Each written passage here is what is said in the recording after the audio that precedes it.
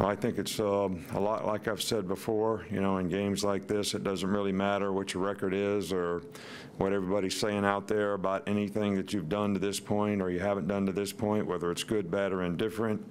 I think when these kind of games get played, players need to make sure that they're ready to play their best. And it's very important, you know, to me that everybody buys into the principles and values of the organization and to each other in terms of being positive, playing to a standard in terms of how you do your job, the kind of effort that you give, the kind of toughness that you play with, the kind of discipline to execute you have. And, you know, that all goes into how you work to prepare and get ready to do that when the game comes. And I know it's difficult at this time of the season, but it's the most important thing that anybody can do. And if people aren't focused on those kind of things, they're not usually going to get the kind of outcome that they really want. So, you know, the emphasis here is to try to get the players to focus on just that and make sure they got the right mindset to go out there and do those things the way we need to do them so we have an opportunity to be successful in the game. Every team that you play in the SEC has good players and are very capable of making plays. And regardless of what everybody thinks,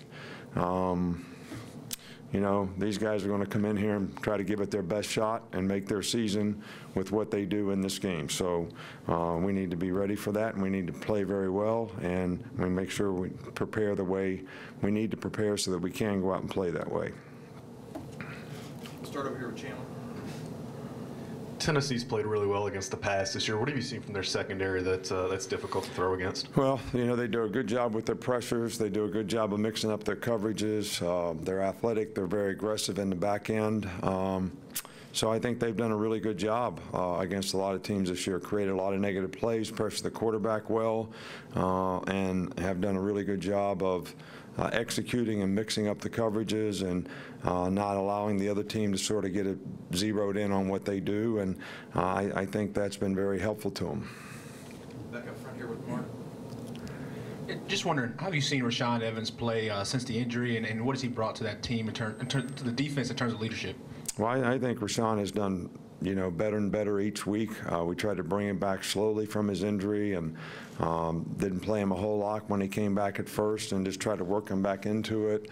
I still don't think he's probably 100%, but I think his presence out there, his knowledge and experience, his leadership, the example that he sets are all really, really important to, you know, our defensive players. He has a lot of diversity as a player, inside back or outside guy, can rush, can be a buck, can do a lot of different things. And you know, he impacts the game wherever we put him.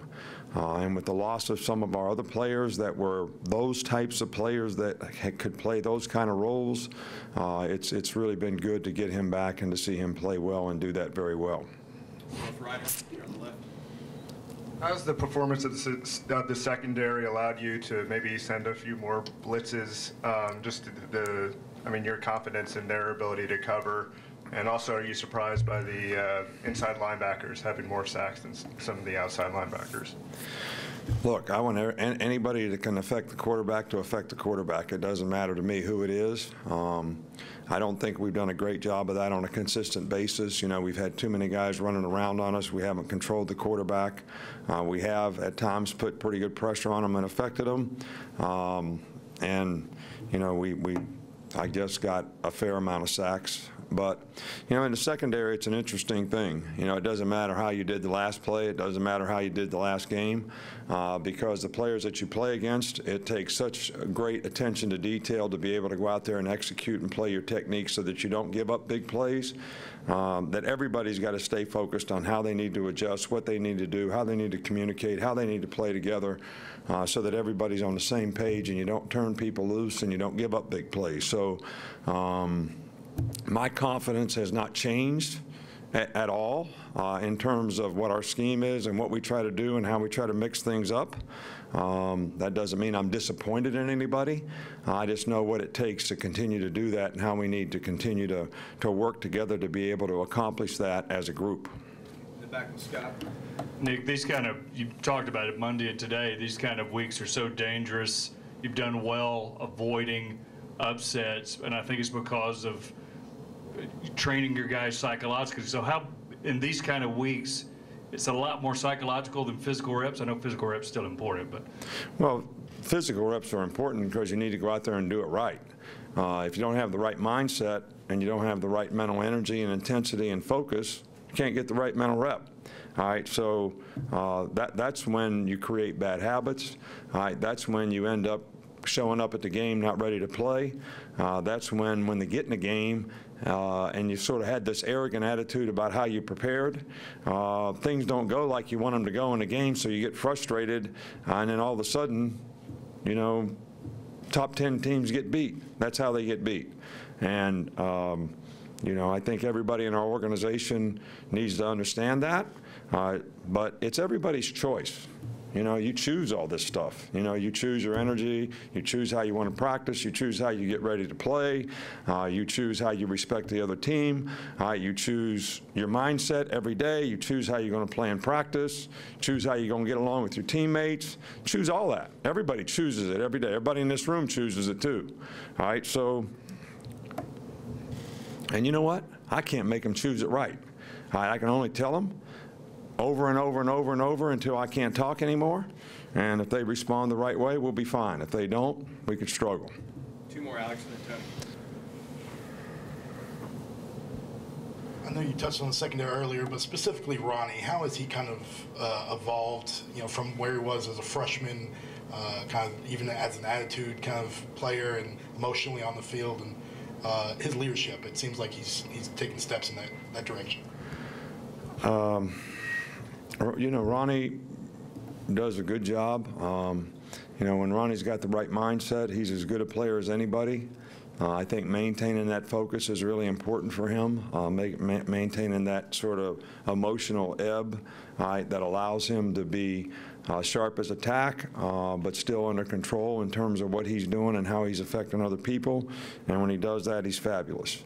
And he's played well for us this year, and hopefully we can continue to get him to do that. Finish up with Tony in the front. Henry Ruggs has touched on it in each of his last 3 games. What does he do that enables him to be a threat near the end zone? I don't know. What does anybody do? I mean, he gets open, and then he catches the ball.